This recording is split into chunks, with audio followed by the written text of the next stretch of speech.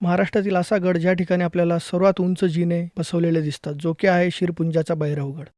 आपण आज त्या ठिकाणी चाललोय. आपण 2 तासाची राईड करून भैरवगडाच्या पायथ्याशी पोहोचलो. सुरुवातीला आपल्याला गावकऱ्यांनी बनवलेल्या सिमेंटच्या पायऱ्या लागतात. त्यानंतर आपण 15 मिनिटाची ट्रॅक करून वरती पोहोचतो. वरती प्रशासनाने रेलिंग बनवलेली आहे.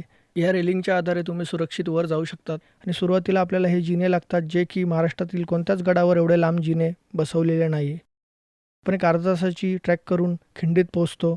या खिंडीत पोहोचल्यानंतर आपल्याला डाव्या हाताला भैरवगड आणि उजव्या हाताला घनचक्करचा डोंगर लागतो. आपण आधी भैरवगड सर करणार आहोत. आपण भैरवगडाला वरती चाललेलो आहे. वरती जाताच आपल्याला भैरवगडाची कमान समोर दिसते. अतिशय धुकं आणि धुक्याने नटलेली चादर. वरती जाताच आपल्याला काही जलकुंभ आणि कुंड दिसतात आणि थोडे पुढे जाताच आपल्याला भैरवदेवाची गुहा लागते. या गुहेमध्ये जाताच आपल्याला अश्वावर रूढ असलेल्या भैरवदेवाचे दर्शन होते. या ठिकाणी दर अश्विन महिन्यात खूप मोठी यात्रा भरते. हे पंचक्रोशीतील खूप महत्त्वाचे स्थान आहे. पण त्या ठिकाणी दर्शन घेतलं.